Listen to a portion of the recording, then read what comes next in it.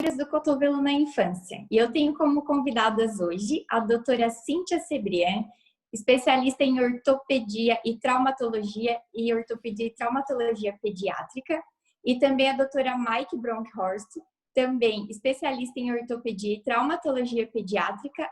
Ambas atuam no Hospital Infantil Joana de Guzmão, em Florianópolis, e são staffs da residência de especialização em ortopedia pediátrica. Então, para começar falando sobre o assunto hoje, a gente vai convidar primeiro a doutora Cíntia Cebrián. Doutora Cíntia, é com você. Boa noite. Então, eu sou Cíntia Cebrián, como a doutora Nadiane falou, eu sou ortopedista infantil, eu trabalho no Hospital Infantil Joana de Guzmão desde 2006. Eu queria agradecer a doutora Nadi e todo o pessoal da LEVE pelo convite para falar sobre fratura supracondiliana e também aproveitar o momento para a gente discutir e tirar as dúvidas sobre essa fratura, que é uma fratura tão comum na infância. Tá? Eu vou começar agora compartilhando a minha apresentação.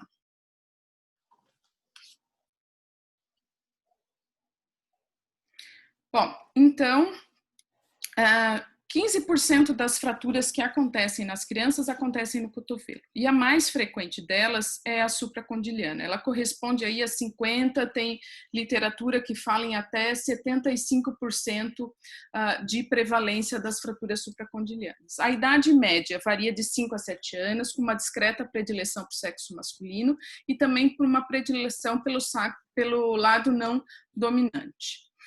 11% dessas fraturas têm associação com lesão nervosa, sendo o interósseo anterior o mais frequente, depois o nervo mediano e depois o nervo radial. E com relação à lesão vascular, a gente tem até 20% dessas fraturas com desvio associadas às lesões vasculares. São dois mecanismos de trauma: a queda com a mão estendida, que vai levar a uma fratura em extensão do cotovelo, e o outro mecanismo de trauma é o trauma direto, levando a uma fratura em flexão, que corresponde a 2% desses casos de fratura. Nos casos de fratura em flexão, a incidência maior de associação de lesão nervosa é de nervo ulnar. Com relação às fraturas em extensão, que são a grande maioria, correspondem a 98% dessas fraturas, a gente tem dois padrões. O desvio pósteromedial, que é o mais frequente, corresponde a 75% dessas fraturas, e nesse desvio a lesão nervosa mais comum é o de nervo radial. Mas a gente tem uma outra possibilidade de desvio, que é o desvio posterolateral, em que a gente pode encontrar a lesão do interósseo anterior, do mediano, e aqui também, talvez o que seja mais preocupante, é a lesão de artéria braquial. Clinicamente, esses pacientes vão apresentar dor, aumento de volume, uma impotência funcional, e dependendo do desvio que a fratura tem, a gente pode encontrar até essa deformidade em S. Outra coisa interessante que a gente pode encontrar no exame físico desse paciente é essa equimose anterior, tá? Que é o conhecido sinal de Kirchhoff. Esse é um sinal de gravidade, é um sinal de que houve um trauma com uma energia maior, com uma lesão grande de partes moles. Toda vez que a gente tem uma criança com uma fratura, uma suspeita de fratura de cotovelo, a gente precisa fazer uma avaliação neurovascular. Então, eu preciso avaliar radial, ulnar e mediano, tá? Os nervos. Então, com relação à sensibilidade, radial, a área de principal sensibilidade onde a gente testa é no dorso da primeira comissura. Para o ulnar, a gente testa em região palmar da falange distal do quinto dedo e o mediano na região palmar da falange distal do segundo dedo. Com relação ao teste motor, a gente vai pedir para a criança pequena fazer o teste do pedra, papel e tesoura. Quando a gente pede para a criança fazer pedra, ela vai fletir os flexores profundos dos dedos e a gente vai testar o nervo mediano. Quando ela faz papel, ela vai fazer a extensão dos dedos, do polegar e do punho, e a gente testa o radial. Outra forma de testar o radial é pedir para fazer um positivo, né? Para fazer o sinal do joinha, que a gente testa o radial também. E o ulnar a gente testa com a tesoura, vai avaliar a musculatura intrínseca da mão. Para testar o interósseo anterior, eu vou pedir para a criança fazer uma bolinha ou um ok. Quando a gente pede para a criança fazer bolinha ou ok, eu estou fazendo a flexão da interfalangiana distal e da interfalangiana do polegar. Outra coisa importante que é muito difícil na criança pequena é avaliar síndrome compartimental. Então, tem essa dica aqui da avaliação dos 3 As. Então, criança que não fala, se ela tiver uma ansiedade grande, muito agitada e necessitando de aumento de analgesia, ela pode estar evoluindo com síndrome compartimental. Ainda com relação ao exame físico, o paciente pode apresentar esse sinal de pregueamento anterior, essa covinha, esse dimple na parte anterior do cotovelo, tá? Nada mais é do que a penetração do fragmento proximal do húmero no músculo braquial e ele se prende no tecido subcutâneo e ele trava ali. Isso também mostra um sinal de gravidade e uma lesão grande de partes moles. Depois do meu exame clínico, eu vou partir para o meu exame de imagem. Então, é muito importante que o exame de raio-x seja feito da forma adequada. Então, eu vou pedir 2 incidências, o anteroposterior e o perfil. Então, para fazer o anteroposterior, eu preciso um anteroposterior do húmero distal, né? Então, o paciente ele tem que encostar todo o húmero na chapa que vai fazer o exame, tá? É muito comum os técnicos, como a criança não faz a extensão do cotovelo, eles apoiarem o cotovelo fletido e aí a gente tem uma imagem alterada. A mesma coisa com relação ao perfil. Quando a gente vai fazer o perfil, o ideal é que o perfil, quem mude de posição, seja a ampola, tá? A placa ela fica nessa posição e o raio ele entra horizontal, tá? Se a gente faz o raio como na imagem de cima, o fragmento proximal ele vai estar em AP e o fragmento distal ele vai estar em perfil. Então, acaba confundindo a nossa fratura e a nossa conduta. Com relação ainda ao raio-x, é importante lembrar de medir o ângulo de Bauman. O ângulo de Bauman é feito por um eixo, por 2 linhas, pelo eixo longo do húmero e a outra linha que vai sobre a físio do côndilo lateral. Então, esse é o ângulo, tá? E a medida varia de 70 a 78 graus. Vou avaliar a posição da ampulheta, se a ampulheta está íntegra e se a linha cortical humeral anterior, se ela cruza pela físio do côndilo lateral. Esses parâmetros, eles são importantes, inclusive na avaliação pós-operatória, na avaliação da tua redução.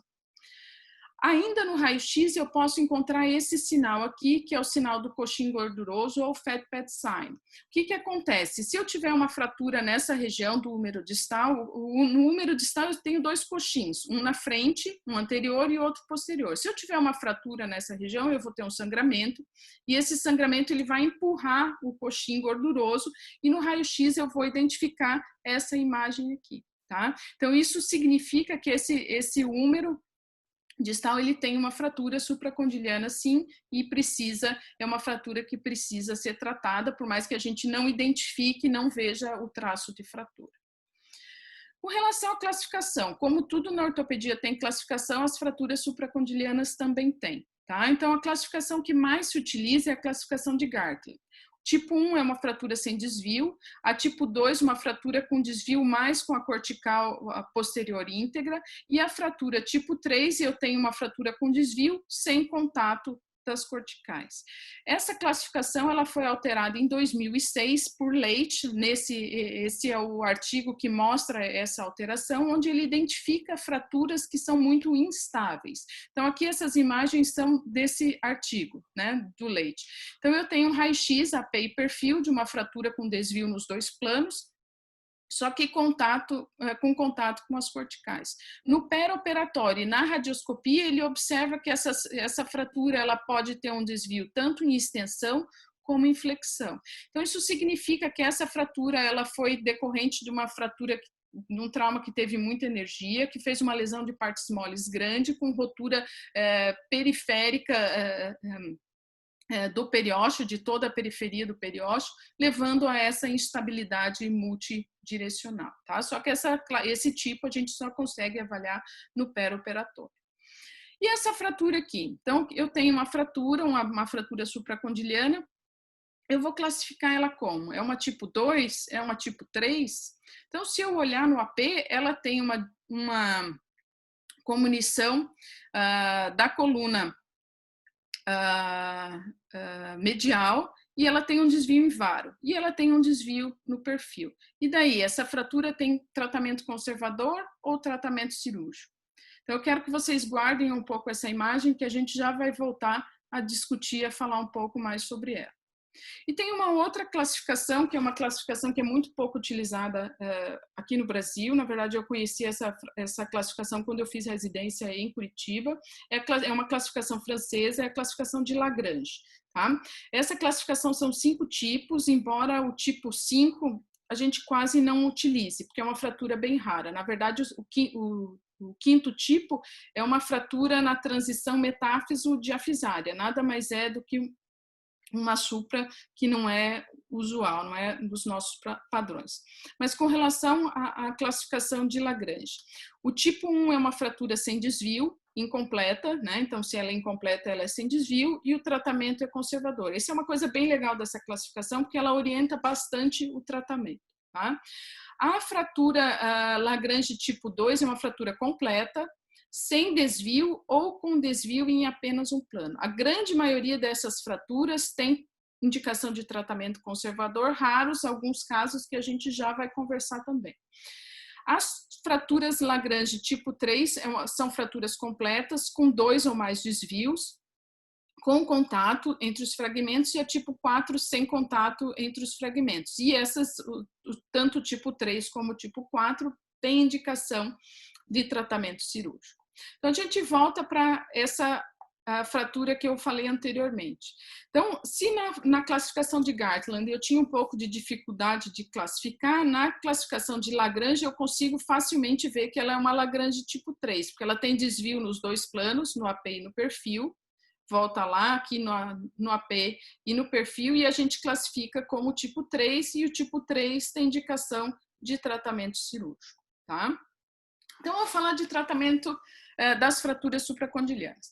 Então, começar com tratamento conservador. Então, quem que a gente vai tratar com imobilização, com tala axilopalmar ou com gesso axilopalmar? Primeiro, as fraturas ocultas, aquelas que apresentam fat pad sign.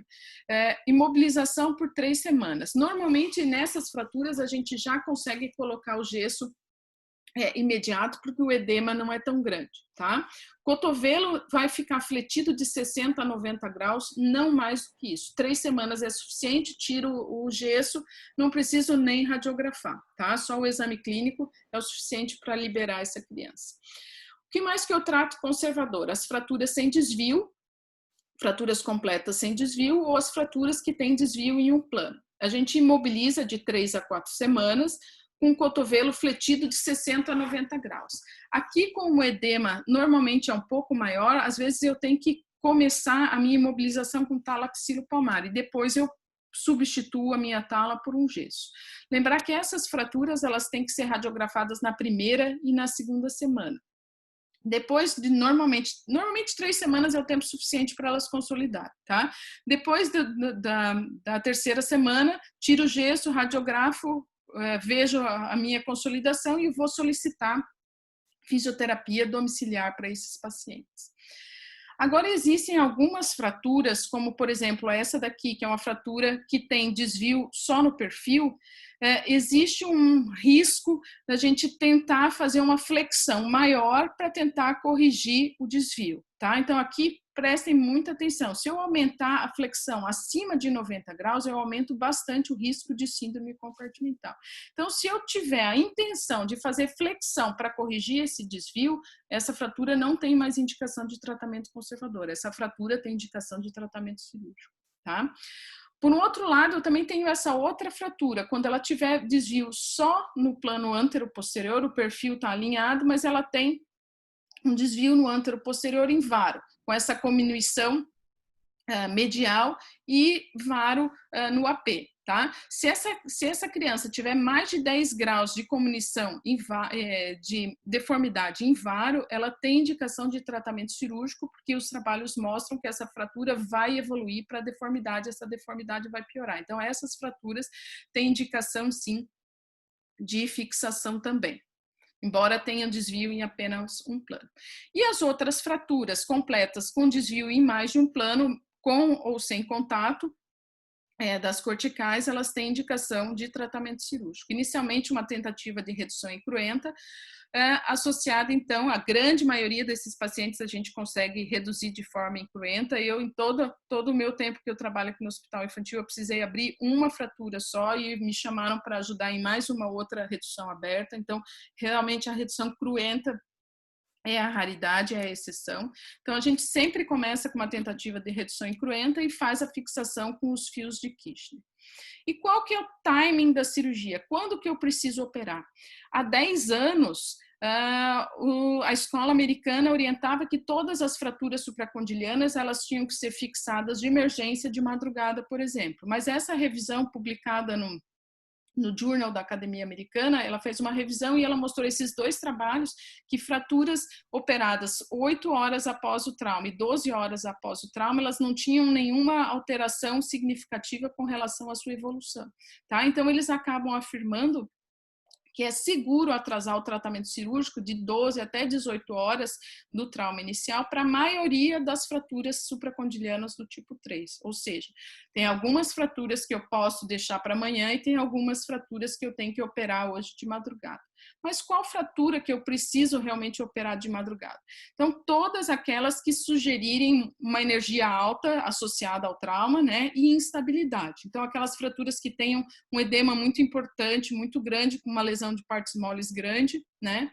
Aquelas fraturas que tenham um sinal de Kirmison ou o sinal do pregueamento anterior, o Pucker sign, ou aquelas fraturas que tenham lesão ou suspeita de lesão neurológica, principalmente de nervo mediano e do nervo interósseo anterior, porque eles têm uma associação maior, a lesão desses nervos tem uma associação maior de lesão vascular, tá? Associada. E aqueles pacientes que têm ausência de pulso, ou então uma alteração da perfusão da mão, também devem ser operados de madrugada. Isso aqui na verdade, isso não foi um artigo publicado, isso foi um artigo apresentado num simpósio da Academia Americana e do POSNA, um simpósio de ortopedia pediátrica, pelo Skeggs, que é uma das pessoas que mais faz trauma ortopédico pediátrico.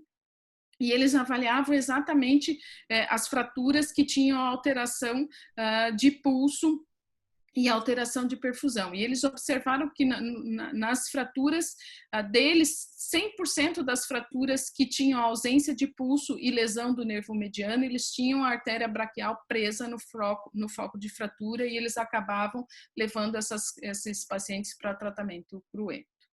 Então, o que eu preciso operar de madrugadas? Óbvio, as fraturas expostas, as fraturas com lesões vasculares, aquelas lesões com o Pucker sign, o cotovelo flutuante, os pacientes que tenham lesão de nervo mediano ou a suspeita do nervo mediano ou do interósseo anterior, a possibilidade da síndrome compartimental e aquelas crianças muito pequenas ou com alguma alteração cognitiva, como, por exemplo, os autistas, que tenham dificuldade em referir, que tenham dificuldade de colaborar com o teu exame neurovascular. E até quando que eu posso operar? Então, se chegar uma fratura supracondiliana com uma semana de evolução, posso operar? Qual que é o tempo limite para fazer essas fraturas? Na verdade, existem muito pouco dados sobre isso na literatura. Tudo vai depender da idade dessa criança, óbvio, criança mais jovem vai consolidar mais rápido, né? E do tempo de evolução da fratura. Vai depender de quanto calho ósseo eu tenho, na verdade. Tá? Então, de 7, no máximo a 14 dias, talvez eu consiga fazer o tratamento cirúrgico dessa fratura supracondiliana. O Rockwood, ele coloca assim, se a fratura não está reduzida e, óbvio, não está consolidada, a redução cruenta tardia, ela pode estar justificada, né? Então, eu ainda posso fazer uma redução cruenta se ela estiver consolidada e eu já tenho que passar para a minha osteotomia, para o meu tratamento da sequela. Manobra de redução das fraturas agudas, das fraturas em extensão. A tração com antebraço, tração contra tração com antebraço supinado, vou corrigir o vário valgo e a rotação, vou fazer uma flexão apoiando no olecrano e depois eu vou fazer uma pronação do antebraço e manter esse cotovelo hiperfletido. E aí eu vou avaliar a minha redução, tanto no AP como no perfil. E a redução eu avalio com essa incidência aqui, que é a incidência de Jones. É uma incidência meio chata para quem não está acostumado, para quem está começando. Eu aprendi a avaliar essa redução não olhando para o foco de fratura, porque normalmente a gente quer olhar para o foco para ver se a redução está feita, né? O ideal é você começar, para quem tem dificuldade, começa olhando a cortical do húmero, tanto medial como lateral, e você vai descendo e aí você consegue ver o desenho todo do húmero para ver se tua redução, se ela está perfeita ou não. Com relação à fixação, eu preciso restaurar a minha estabilidade, né, das colunas, tanto medial, lateral como transversa. E eu vou usar, existe uma possibilidade variada com relação à minha fixação, tá? A literatura também tem vários artigos com relação ao tipo de fixação. Eu posso usar os fios cruzados. Os fios cruzados, eles têm que... Normalmente a gente faz assim, a gente divide o húmero em 3 partes iguais. Os fios têm que cruzar na porção central e acima do foco de fratura. Essa é a fixação cruzada ideal. Com relação aos fios paralelos, eu tenho que passar o meu primeiro fio entre o primeiro e o segundo terço e o segundo fio entre o segundo e o terceiro terço. Se eu passar esses 2 fios paralelos muito próximos, eles acabam funcionando como um fio só. Tá? E aí eles não vão não vão fornecer a estabilidade que eu gostaria. E a técnica a O-trauma, ela orienta a fazer a fixação das fraturas supracondilianas com fios divergentes, quando você cruza os fios fora da pele do paciente, tá? Mas da mesma forma eu também não posso colocar esses mesmo que divergindo esses fios muito próximos. Então o que eu não posso fazer? Eu não posso colocar os fios convergentes nunca, tá? Qual que é o problema dos fios convergentes? Eles podem levar a um desvio rotacional, e o desvio rotacional vai ser muito pior de correção no futuro, tá? Então, vai ser uma fixação instável que pode me agregar um problema maior no futuro. Não posso fazer os 2 fios de Kirchner paralelos muito próximos. Fio intramedular também não tem indicação, pois aumenta a instabilidade, e também não posso cruzar os fios de Kirchner no foco de fratura, que também permite a rotação dos fragmentos. Inicialmente eu começo com o fio de Kirchner lateral, mas eu já tenho que ter na cabeça o que eu vou fazer, se eu vou fazer 2 fios laterais ou se eu vou fazer os fios cruzados, porque a colocação desse primeiro fio vai depender, a posição desse primeiro fio vai depender do que eu quero fazer, né? Depois que eu coloquei esse primeiro fio, eu vou colocar o meu segundo, tanto medial ou lateral, depende da minha escolha. Vou estender o cotovelo e vou avaliar a estabilidade sob a radioscopia. Vou fazer estresse em rotação interna, e vou avaliar o perfil em 0, 30, 60, 90 graus de flexão para ver se a minha fratura está estável. E em raros casos, pode ser que eu precise passar um terceiro fio de Kirchner, tá? Mas também não é o comum. Com relação ao fio medial, então, com a colocação do fio medial, eu tenho um risco de fazer a lesão do nervo, uma lesão iatrogênica do nervo ulnar, tanto que a escola americana, ela prefere fazer a passagem dos fios laterais paralelos ou divergentes laterais e não usar o fio medial, tá? Se eu for colocar o fio de Kirchner medial, lembrar que quanto mais fletido está o meu cotovelo, mais próximo o nervo está do osso, e se eu estender um pouquinho, eu afasto o nervo ulnar do osso e eu diminuo um pouco o meu risco de lesão, tá?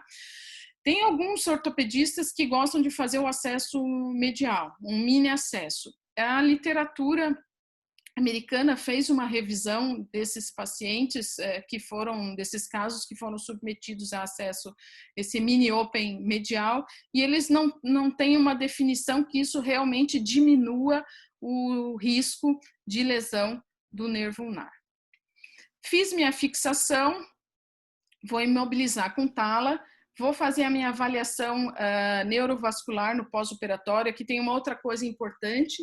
Normalmente eu peço para o anestesista não fazer bloqueio, porque eu preciso que esse paciente tenha sensibilidade no pós-operatório imediato, para testar a minha inervação.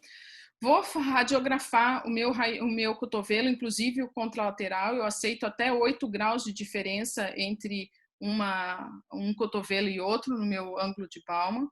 Vou lembrar que esse paciente precisa voltar semanalmente para curativos. A retirada dos fios se dá normalmente na 3ª ou até na 4ª semana. Se tiver um calo insuficiente, eu posso passar com gesso axilopalmar. Redução cruenta, como eu falei, é muito raro, nos casos em que existe uma interposição de partes moles. O acesso de escolha para as fraturas em extensão é o acesso anterior, esse acesso em S. O braquial normalmente já está rompido, eu só preciso ter cuidado na hora da incisão de pele para não fazer a lesão da artéria braquial e do nervo mediano. É um acesso simples de ser feito, e essas fraturas, quando eu preciso fazer a redução cruenta, essas fraturas precisam ficar fixadas por pelo menos 4 semanas. Com relação às complicações, então uma complicação que os ortopedistas normalmente ficam muito preocupados é com relação à ausência de pulso. Então, digamos que eu tenho um paciente que inicialmente não tenha pulso, eu reduzi e fixei a minha fratura e ele manteve sem pulso e com a mão branca. Tá? Quando inicialmente eu não tinha pulso e ele ficou sem pulso e com a mão branca, tem indicação de exploração, de redução aberta e de exploração vascular. Eu preciso ver a minha artéria braquial. Agora, se ele tinha perfusão na mão e depois da minha fixação a minha mão ficou branca, eu vou retirar a fixação e vou observar a perfusão. Os estudos mostram que é mais importante avaliar a perfusão, a mão rosada, do que o pulso, tá? Então a gente dá muito mais valor para a perfusão da mão. Se a mão estiver rosada, a gente não precisa explorar, a gente só vai observar. Com relação as lesões nervosas. Se eu tiver uma lesão neurológica após a redução, eu tenho que observar se a minha redução é anatômica. Se a minha redução não for anatômica, eu tenho que tirar os fios, porque eu posso ter colocado o meu nervo dentro da minha redução, ficado no foco da fratura. Então, eu vou retirar os fios e explorar essa fratura, tá? Esse nervo. Como outras complicações, a principal complicação de evolução da fratura supracondiliana é o cúbito varo. Esse paciente apresenta cúbito varo não por fechamento da fise, a culpa do cúbito varo é da falha do tratamento, da redução e da fixação, tá? Ou uma fixação instável ou uma má redução. Então, o cúbito varo não é sequela fisária. Outras complicações que a gente pode ter, o cúbito valgo, a paralisia tardia do nervo ulnar, o síndrome isquemia de Volkmann, posso ter miosite ossificante e também a rigidez articular como complicação dessas fraturas. Certo? Qualquer dúvida, depois estou à disposição. Obrigada. Muito obrigada, doutora Cíntia, pela ótima aula que você deu pra gente, essa fratura que é tão comum no nosso dia a dia. Já tenho algumas perguntas aqui, mas vou deixar para fazer todas no final, depois da aula da doutora Mike. Então, agora eu gostaria de convidar a doutora Mike Bronkhorst para falar um pouquinho para a gente sobre fratura do côndilo lateral. Bom, boa noite para vocês. Eu também sou, como a Nadiane já falou, eu sou ortopedista pediátrica. Eu também trabalho no Hospital Infantil Joana de Guzmão há mais ou menos uns 4 anos já também. Então, eu vou começar a falar com vocês hoje sobre a fratura de côndilo lateral. A fratura de côndilo lateral, vamos começar, antes de começar um pouquinho, vou falar dos núcleos de ossificação. Então, a gente sabe que os núcleos de ossificação, eles surgem no cotovelo em idades diferentes. Então, inicialmente, a gente começa com o núcleo de ossificação, que é o côndilo lateral aqui, que ele vai aparecer em torno de 1 ano de idade. Mais tarde, em torno dos 9 anos de idade, a gente vai ter o surgimento da tróclea. Em torno dos 7 anos de idade, a gente vai ter o surgimento do epicôndilo medial. E aqui, ainda mais no final, perto da fase de crescimento, em torno dos 11 anos de idade, o último. Todos esses daqui, eles também vão se juntar em fases diferentes. A primeira junção que vai acontecer, que é mais ou menos em torno dos 11, 12 anos de idade, é da tróclea e do capítulo. Baseado nisso, a gente consegue observar que as fraturas na região do cotovelo, elas vão acontecer em idades diferentes. Então, a fratura que eu vou conversar com vocês agora, que é o côndilo lateral, ele é muito mais frequente em torno dos 6 anos de idade, por essa característica mesmo do aparecimento em idades diferentes dos núcleos de ossificação. Então, a fratura do côndilo lateral, ela é a segunda mais frequente do cotovelo. Ela perde só para a supracondiliana, que a doutora Cíntia acabou de comentar, e ela é responsável por 17% das fraturas de cotovelo na criança. Inicialmente, elas são clinicamente menos evidentes. Elas têm a característica, ao contrário da supra, de acometer a fise de crescimento. E elas são de tratamento um pouco mais difícil, um pouco mais complicado, porque elas envolvem a articulação e elas têm sequelas um pouco mais graves e mais difíceis de serem tratadas. Então, começando pelo mecanismo, a gente tem duas formas de causar essa fratura. Então, a gente chama de mecanismo de empurrão e o de puxão. O puxão é aquele paciente que ele vai cair no chão como se ele tivesse sido empurrado. Então, ele vai cair com o cotovelo bem estendido, o antebraço supinado, então a parte de dentro, aquela parte que vai estar para frente, isso vai fazer com que ele gere uma força em vário. Então, aqui a gente consegue ver nessa figura a força em vário que ela é gerada. A musculatura extensora que está inserida nesse côndilo vai fazer essa atração dessa força em vário, fazendo com que tenha a fratura de côndilo lateral. O outro mecanismo é o mecanismo de empurrão, que é um trauma direto na região do olecranon.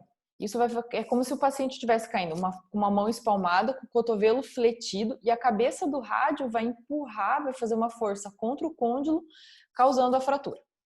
Então, esses são os dois tipos de mecanismo. O paciente, ao contrário da supracondiliana, ele vai ter algumas características diferentes. Então, ele tem um edema menor, ele tem aquele aumento de volume exuberante que a gente vê na supra, a gente não vai ver nesse paciente. Ele pode ter sim aumento de volume, ele pode ter uma equimose, que aqui como a gente consegue ver na figura, que é esse roxinho que fica, dor e crepitação, mas tudo isso focado na face lateral, na parte de fora do cotovelo, na face lateral, onde tem a fratura. E ele tem a característica que, como é uma fratura um pouco menor, ele tem lesões neurológicas que são bem menos frequentes. Aí a gente vai chegar para o raio-x. Como é que a gente vai fazer o diagnóstico? Com as radiografias. A radiografia em AP, em perfil, da mesma maneira como a gente faz da supracondiliana, só que nessa fratura a gente obrigatoriamente tem que fazer uma oblíqua interna. Por quê? Algum tempo, em 2017, o Song ele fez um artigo em que ele comparou vários pacientes com fraturas. Ele fez a radiografia AP, perfil e adicionou a oblíqua. E ele notou que em aproximadamente 75% desses pacientes, a radiografia oblíqua interna fez uma mudança no diagnóstico e na indicação de tratamento dessa fratura. Então, aqui agora vocês conseguem ver nessa imagem o porquê. Na figura A aqui, a gente consegue ver um cotovelo em AP. A princípio, não dá para ver muita coisa. Pode ter uma fratura, pode não ter. No perfil, a gente também não consegue ver uma fratura. A gente vê que tem um coxinzinho aumentado aqui, tem um coxinzinho posterior aumentado, mas a gente não pode bater o martelo dizendo que tem uma fratura ali. Na oblíqua interna, a gente consegue ver nitidamente o traço. Então, aqui a gente consegue ver um traço que é uma fratura, caracterizando uma fratura de côndilo lateral, sem desvio, mas uma fratura que precisa ser tratada. Por isso, a importância da oblíqua interna. Partindo desse mesmo princípio, aqui a gente consegue ver uma radiografia anteroposterior, né? Aqui a gente consegue ver na setinha aqui, ó, o traço da fratura. A princípio, a fratura está bem montadinha, não tem desvio, a linha articular está íntegra, mas na radiografia oblíqua interna, a gente consegue observar que ela tem sim um desvio e tem um desvio importante, o que vai mudar o prognóstico e o tratamento dessa fratura. Então, por isso, hoje em dia a gente sabe que todos esses pacientes, eles precisam de uma oblíqua interna. Então, hoje a gente não são mais 2 incidências, mas sim 3. Como todas as fraturas, a gente também, na ortopedia, a gente também tem a classificação. A classificação de Milt, que é a primeira delas, ela se baseia para onde vai o traço. Então, a do tipo 1 tem um traço que vai lateral ao sulco troclear, então aqui na setinha a gente consegue ver o sulco troclear. O do tipo 1, ele vai passar lateral, pegando bem o núcleo de ossificação. E o tipo 2, ele vai passar por dentro do sulco. por passar por dentro do sulco, ele é caracterizado como uma fratura um pouco mais instável, mas ela também é mais comum.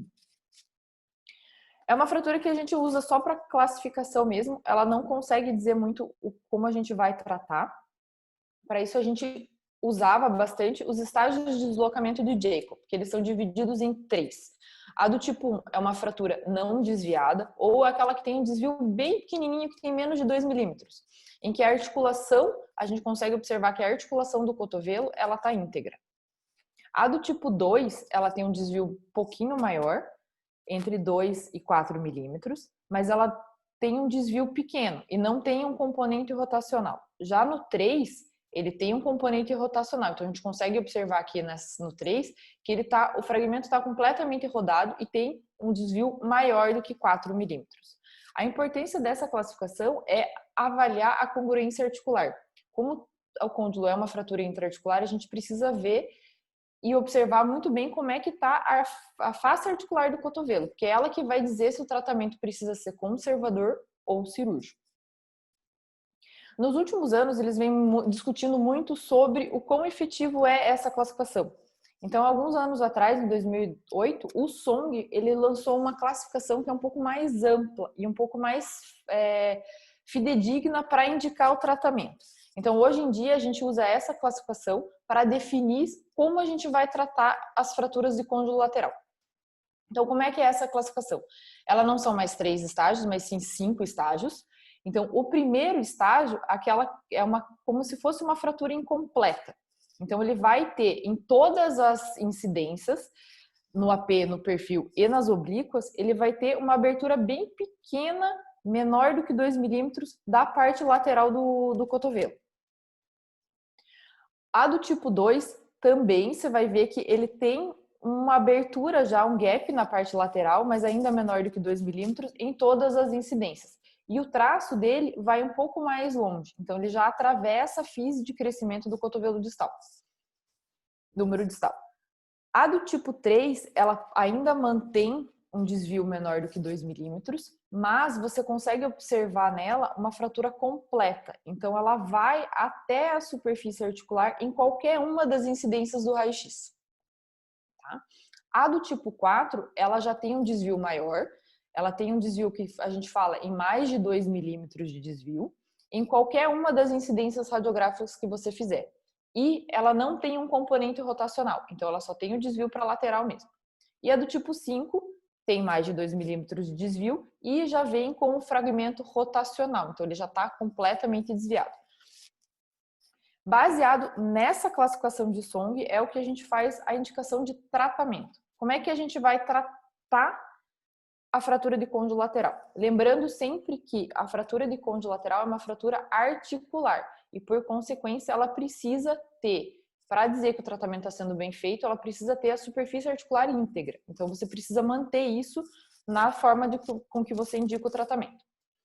Então, se a fratura tem um desvio menor do que 2 milímetros no AP e na oblíqua interna, então a gente pode classificar ela como estágio 1, 2 ou 3 de Song, a gente pode optar por uma forma mais conservadora do tratamento. Então, no estágio 1 de Song, o tratamento é uma tala axilopalmar. Então, a gente vai fazer aquela talinha bem bonitinha e vai fazer o acompanhamento desse paciente. No estágio 2, você pode fazer tanto a tala axilopalmar quanto a fixação in situ. Isso vai depender da tua indicação e de como a gente consegue observar as partes moles. Se o cotovelo está muito inchado, se o paciente é colaborativo ou não, se a família consegue entender a necessidade de retornos precoces para conseguir avaliar essa fratura. O tipo 3, você pode fazer tanto a fixação in situ quanto a redução aberta com fixação percutânea. Desde que na fixação in situ você consiga observar e garantir que a superfície articular esteja íntegra. Como é que a gente faz isso? Com artrografia. Mais para frente na aula eu vou mostrar para vocês uma imagem de uma artrografia. Quando o desvio tem mais de 2 milímetros no AP ou na oblíqua interna, aí a gente já classifica ele como estágio do tipo 4 ou do tipo 5 de Song. Nesses casos, não tem o que fazer. Tem que fazer a redução aberta e a fixação percutânea. Por quê? Porque a gente precisa observar a redução anatômica da superfície articular. Então, tratamento conservador. Como é que a gente faz esse tratamento conservador? Pode ser tanto um gesso quanto uma tala axilopalmar, mas a gente tem que lembrar que esse paciente ele precisa fazer um retorno precoce. A gente precisa ver ele mais frequentemente nas próximas 3 semanas. Então, de preferência, ver ele fazer um controle radiográfico a cada 5 dias. Eles falam de 5 a 7 dias, mas o ideal é quanto mais precoce você rever esse paciente, melhor. E, muito importante, o raio-x tem que ser sem tala. Não adianta, você não consegue avaliar uma superfície articular no retorno se você manter ele com a tala. Então, o paciente vem 5 dias depois da fratura, tira a tala, faz o raio-x. Porque a gente sabe que qualquer desvio, por menor que seja, ele pode aumentar. E coisas que vão fazer você pensar que ele pode ter um maior risco de perder. Então, uma maior lesão de partes moles, um acometimento da fratura que vai até a tróclea, então a calamite tipo 2 tem um maior risco de fazer a perda. A crepitação na região do cotovelo são sinais de que essa fratura tem um maior potencial de desvio e que, quando desviada, você vai conseguir intervir mais precocemente, reduzindo a articulação. O tratamento cirúrgico, então a gente tem os dois tipos, né? A gente tem o in situ, que é aquele, a fratura tá bem reduzidinha, tá montadinha, mas como ela tem um alto risco de perda da redução, a gente fixa percutâneo mesmo, sem precisar abrir a fratura. Quando que a gente faz isso? Nos estágios tipo 2 ou tipo 3, e nesses casos é obrigatório você fazer a artrografia. Então você vai colocar o contraste dentro da articulação desse cotovelo para conseguir assim observar a integridade da superfície articular.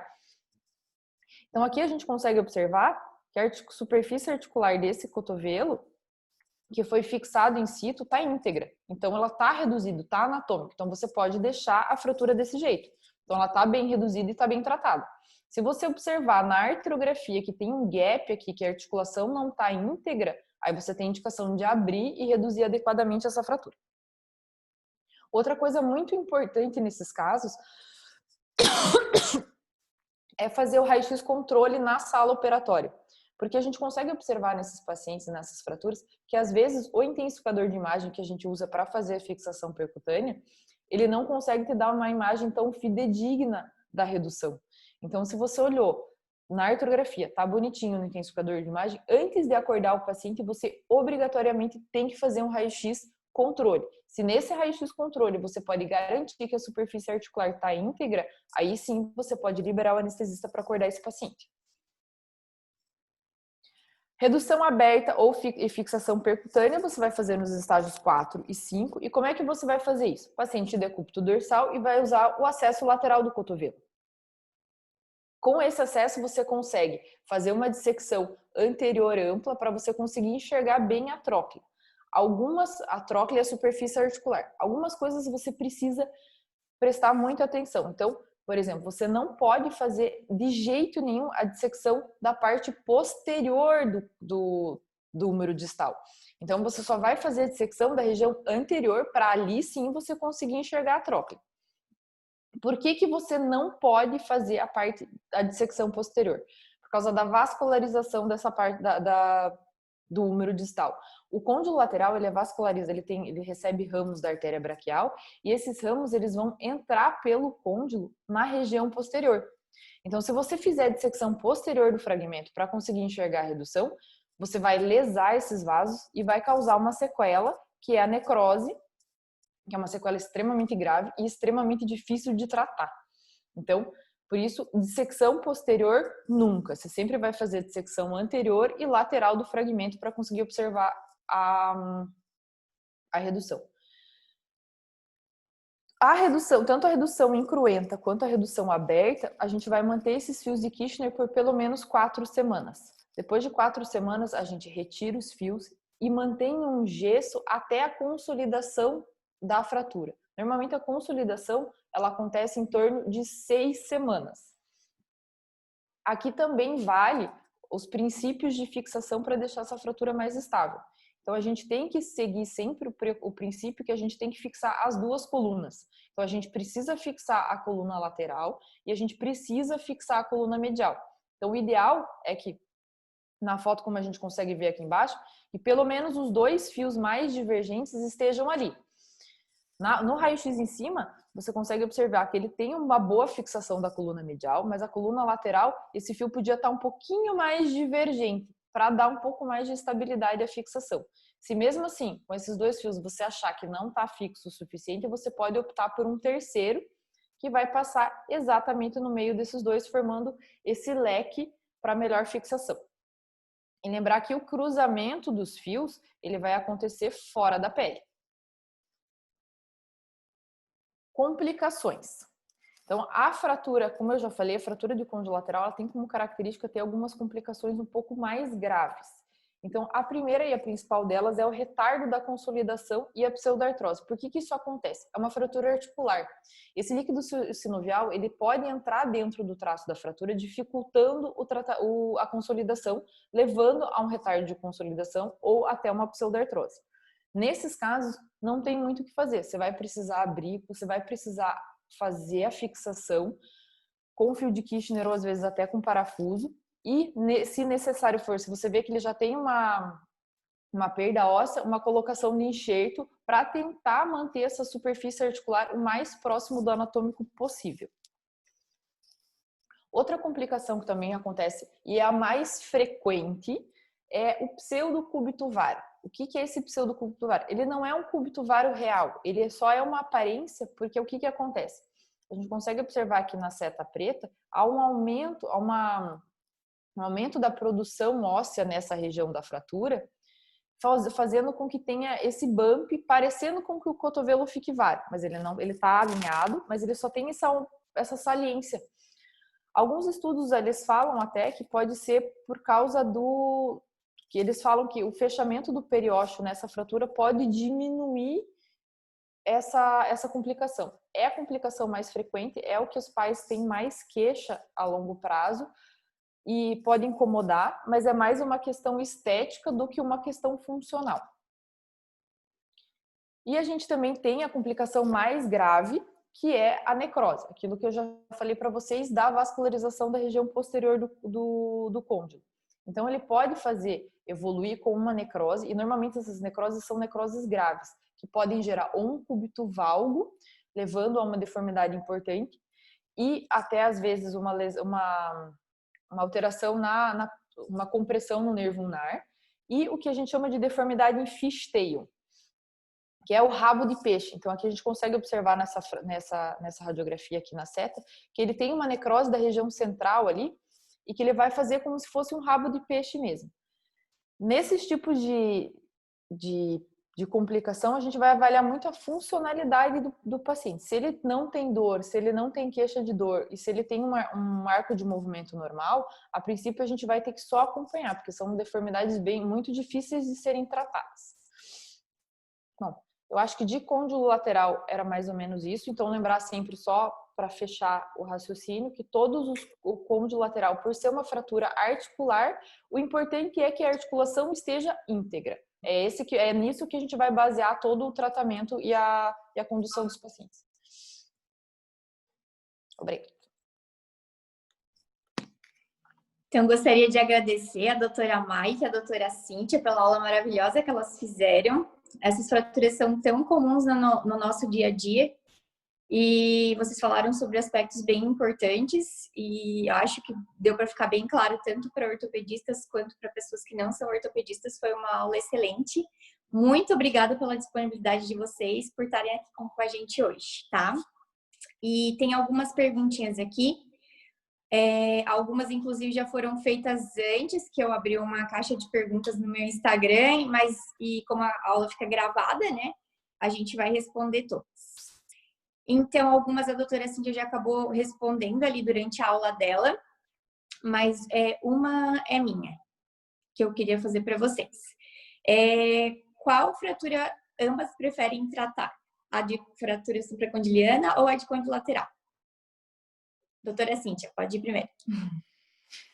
Sabe que essa é uma pergunta interessante, porque normalmente todo mundo se apavora com a fratura supracondiliana. Não sei se por causa do tamanho do desvio, que a gente olha, é uma fratura que é mais feia, né?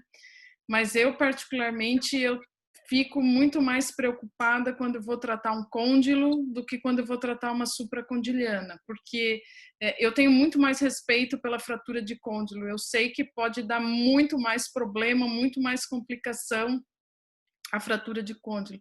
E se a gente pensar, quando a gente cuida de uma criança, se ela ficar com uma deformidade, ela vai ficar com a deformidade para a vida inteira, né? Então, eu tenho que me responsabilizar para fazer a melhor coisa possível. Então, se eu tenho que ter medo de alguma coisa, eu tenho medo da fratura de côndilo. É uma pergunta bem interessante mesmo. Eu lembro que bem no comecinho, logo que eu saí da residência, comecei a fazer plantão como staff mesmo, assim, sozinha, né, na cara e na coragem. Eu tinha muito medo de chegar a falar uma Supra grau 3 para ter que fixar. Eu tinha medo da Supra grau 3. O resto a gente falou, a gente consegue pensar e fazer. Hoje em dia, realmente, o côndilo, óbvio que a fratura, uma Gartland tipo 3, bem desviada, com bastante edema, ela gera uma ansiedade até porque você tem que fixar ela na emergência. Mas o côndilo, sim, ela te dá mais preocupação a longo prazo. Então, você precisa tratar com calma, respirar bastante para conseguir fazer o tratamento adequado para evitar uma sequela maior. Porque o risco de sequela do côndilo, ela é muito maior do que da supra. Eu acho que hoje eu tenho mais medo do côndilo mesmo. Eu também. Outra pergunta, então, era sobre o tempo de espera, mas a Cintia acabou respondendo. Se tem problema esperar, se deve fazer na hora. Da Supra ela acabou respondendo, e do côndilo. O côndilo, a gente sabe que dá para esperar um pouquinho mais, né? O côndilo dá para esperar um pouquinho mais, então você não precisa fazer isso de madrugada na emergência. Você consegue respirar, esperar a criança fazer o jejum, você programar o procedimento cirúrgico, você pensar como você vai fazer esse acesso, como que você vai abordar essa fratura. Então você pode esperar até o dia seguinte, sim. Ter mais gente para te ajudar, né? Ter mais gente, é muito importante ter mais gente para ajudar, porque a gente o ideal para fazer um côndilo é você fazer esse côndilo em 5 mãos. Então, são as tuas 2 mãos auxiliares e uma terceira para te ajudar. Essa daí faria com que a cirurgia fosse um pouco mais tranquila de ser feita. Exato. Outra pergunta em relação à fixação da fratura supracondiliana, se vocês preferem fios cruzados ou somente laterais. Bom, eu fui treinada com os fios laterais. Eu sempre tento fazer paralelos. Quando eu erro para divergente, né? Então, querendo ou não, a gente acaba acertando. Fios cruzados eu uso em raríssimas situações, mas eu não me sinto confortável, a minha segurança é realmente por fazer os fios laterais. Eu também. Eu acabo fixando os 2 laterais, eu tento fixar um divergente, e daí se eu acabar errando, acaba ficando paralelo.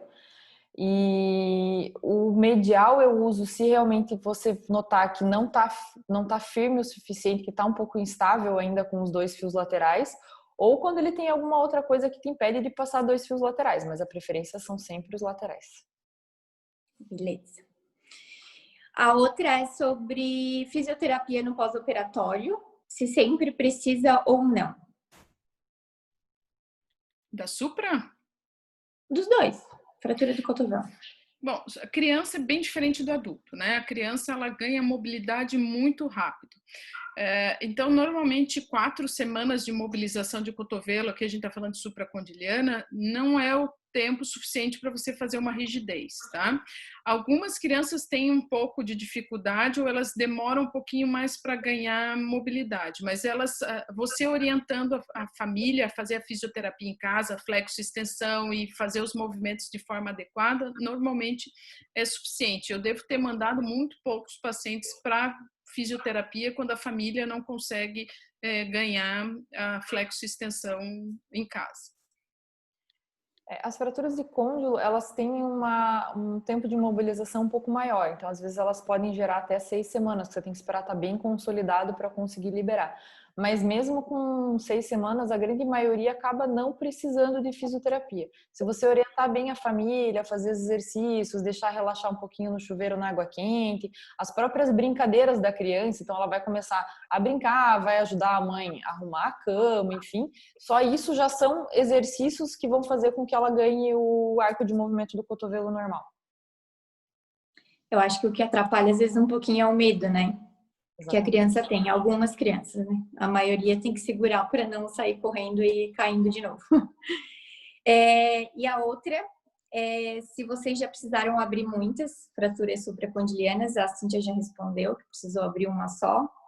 Mike? Eu acho que eu abri uma no meu R4. Na residência eu abri uma e só. Depois eu nunca mais precisei abrir, graças a Deus.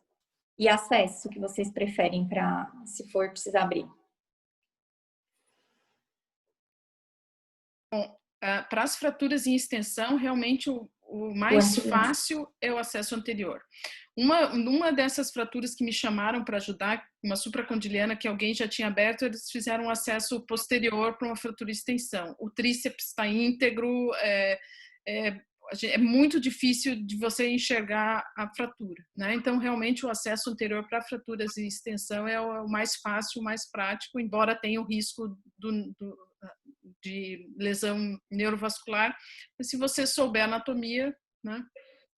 Assim como outros acessos que a gente sempre tem vaso e artéria e nervo no meio, então a gente tem que só cuidar com a anatomia. Então, tá, eu acho que era isso. Eu acho que não temos mais nenhuma pergunta. Gostaria muito de agradecer vocês duas por terem aceitado estar aqui hoje com a gente, terem disponibilizado o tempo de vocês, terem preparado essa aula maravilhosa. Agradeço mais uma vez a presença e por hoje encerramos o nosso Papo Leve. Tchau! Tchau, meninas! Pelo convite. Tchau!